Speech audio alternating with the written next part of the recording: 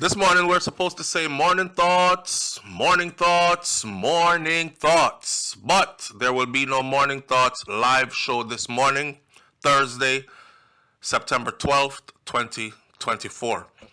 I will see you tomorrow morning, September 13th, 2024, Friday, for Festive Friday, God Spare My Life.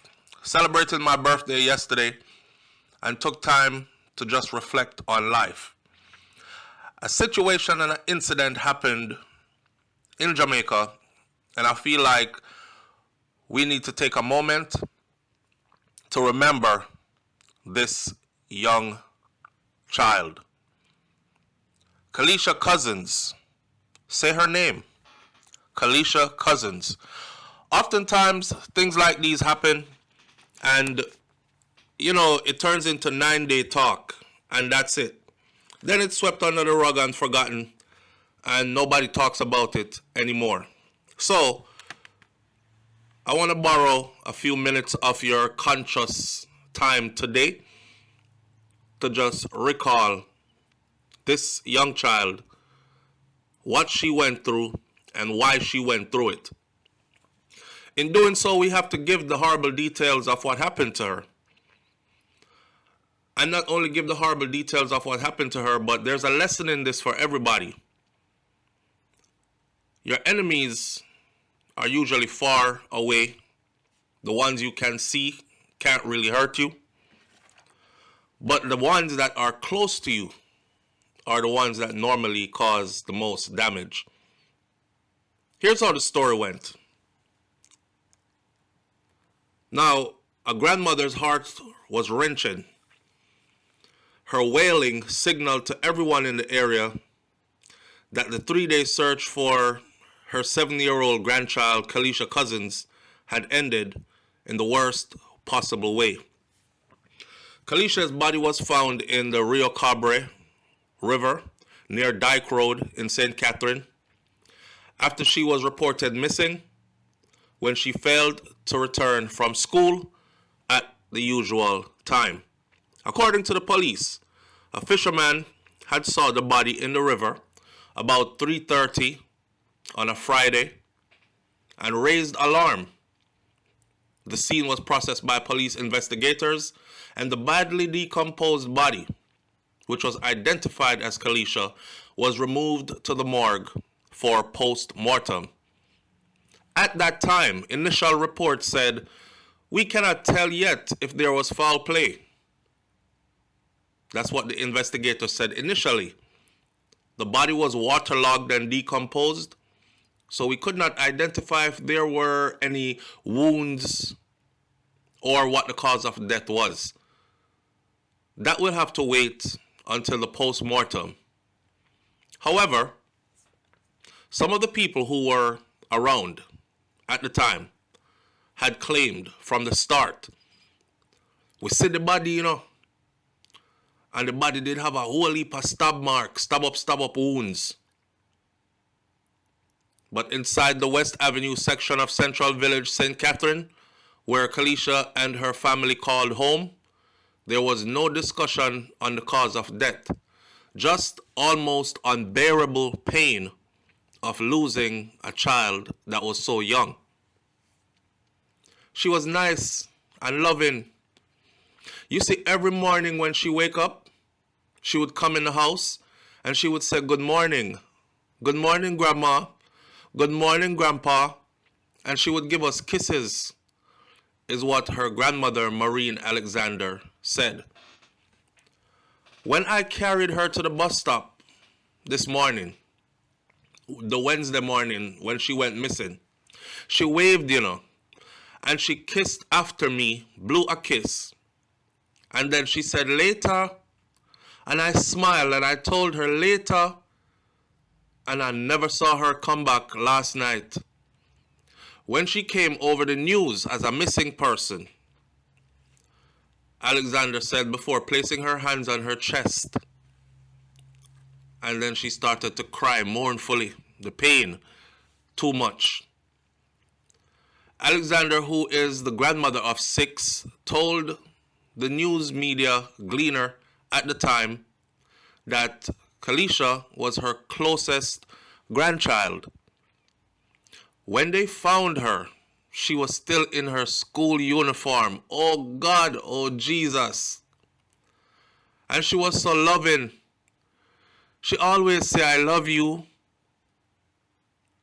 Her grandmother continued to cry. Kaliesha was a second grade student at the Waterford Primary School. And Alexander said teachers at the school told her that her granddaughter never made it to classes that Wednesday morning. Her mother, 23-year-old Colleen Taffy, started to worry when Kaliesha did not return home at her usual 3:30 in the afternoon time. Taffy's fears grew when she saw her friend's daughter, who told her that she did not see Kaliesha in school or at school all day today. This prompted the worried mother to file a missing persons report with the police, and that sparked an island-wide search that ended on a Friday. Remember, she had been missing since her grandmother took her Wednesday to go put her on transportation to go to school. Kaliesha would kiss everybody and tell them later, later, waving to us. She was that kind of a child. She always said to me, Mommy, anytime I get older, I'm going to take care of you, my sister and my grandma and my grandpa, and then she would just kiss me, said Taffy as she fought a losing battle to hold back the tears. How can someone be that evil to just kill a child in cold blood and throw the child in a swamp? Oh God. Neighbors gathered at the family house also described Kaliesha as a little angel. Before we go any further with the update to this story, let me tell you this, right? Too many of our children suffer this type of fate. And I wanted to bring this to your consciousness today because I said this before, but I think I need to say it more often, that the children are all of us responsibility. These children are not just the responsibility of the parents that had them. It takes a village is the saying. So if you don't have any children, your sister, your brother might have children. Your next door neighbor might have children. Your friends might have children. They are still your responsibility to some degree, right? That means you look out for them and you make sure that no harm comes their way. Protect them as best as you can. Now, the update to this story goes like this. It said a bus conductor was caught, was accused, was tried, was convicted, and pled guilty and confessed to taking the life of this young girl and throwing her in the river. A bus conductor who pleaded guilty to the murder of 7-year-old niece of his ex-girlfriend and discarding her body in the rear cabre was sentenced to life behind bars. Now, I wonder if you heard what I just said.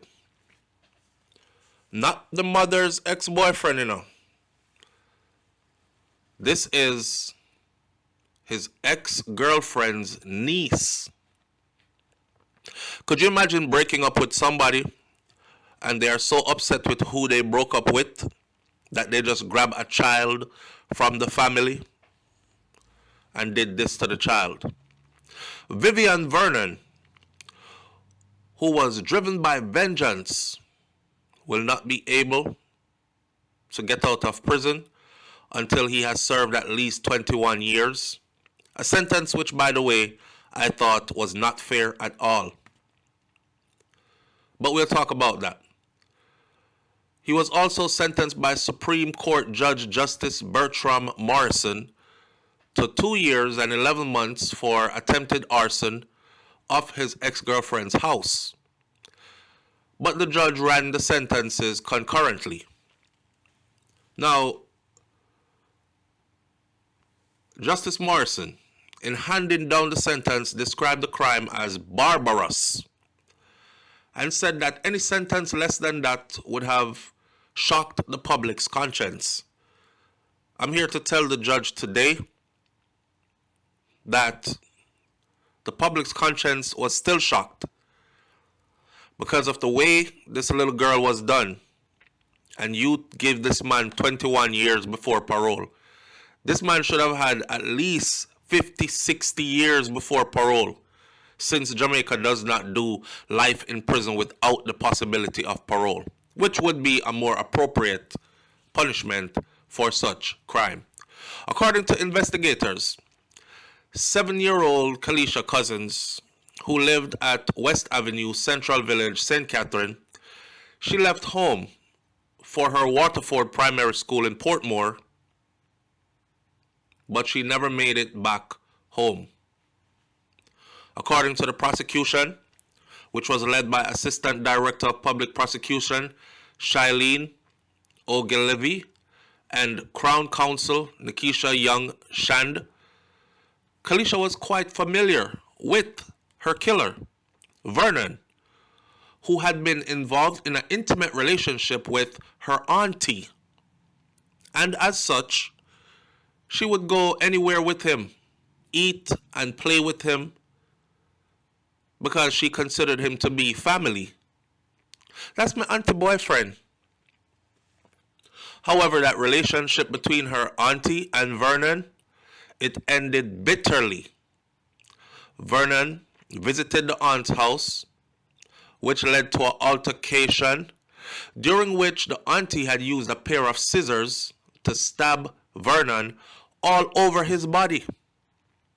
But the following day, Vernon returned to his ex-girlfriend's house, set the house on fire, and threatened the whole family that the family would bawl and mourn. Me I go make the whole house bawl and mourn over Yasso. I don't know if more than one person's in the yard beat Vernon that day when he got in the altercation with his ex. I don't know if he felt bitter because they had encouraged her to leave him.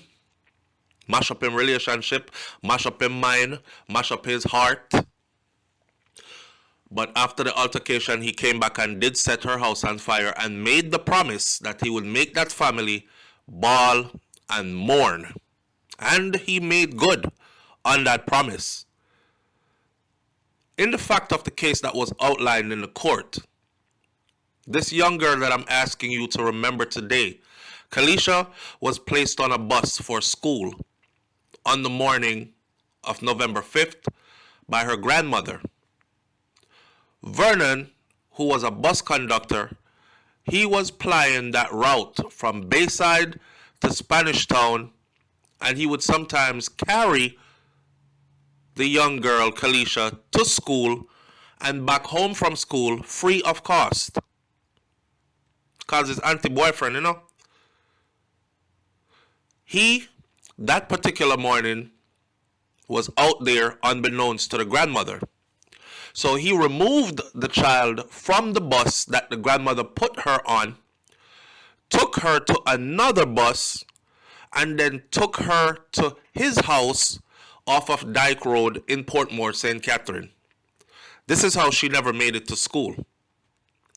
Vernon, who reportedly said that the little girl was his woman's pick-me, purchased a bag drink and a cheese trick snack for the child. He referred to her as his woman pick-me. But it wasn't his woman's pick-me. It was somebody else's child. Neighbors later reported seeing him walk away with the little girl, and then he returned about an hour later without the little girl. Her body was found 2 days later with a partially missing arm. One of her arms were partially missing. The cause of her death after postmortem was asphyxia and drowning, suffocated and drowned. Vernon, when charged for the offense of murder and abduction on caution, said, "I lie them a tell upon me." But he later pleaded guilty to murder and attempted arson and confessed. The little girl's aunt and grandmother, who were present when the judgment was handed down, in a victim impact statement provided to the court, said, "Since the little girl's death, the family has suffered from depression, everybody in the family." The court was told that Kaliesha's parents had died shortly after her, as her father was killed by gunmen, while her mother became sick and died shortly after Kaliesha died. Oh God. You know, sadly, this guy got 21 years before he's eligible for parole. But I want you to see the tragedy in all of that. Because, you know, sometimes we hear these stories and then we just go on about our business, right? But that whole family was impacted. And then the luck of the draw was horrible. Gunmen killed her father shortly after. It was also said that the gunman that killed our father shortly after was associated to the individual who killed her, the little girl. Gunman killed our father shortly after, and her mother died shortly after, just could not take it. And her mom was young 20s. The stress, the pressure, the grief. So I want y'all to be conscious today, so that this little girl's death was not in vain. I want you to remember her name. I want you to remember her face. I want you to remember her ordeal that she went through. And I want you to make a promise to yourself to look out for little children wherever and whenever you can. God, man. Listen, I'll catch y'all on the next video, right? Enjoy your day. Thank God for life. If you have children, grandchildren, nieces and nephews, hug them up, love them up as much as you can. Because this life is twisted. And things happen beyond our control. I'll catch y'all on the next video. It's SouFLoTV. I'm out. Peace.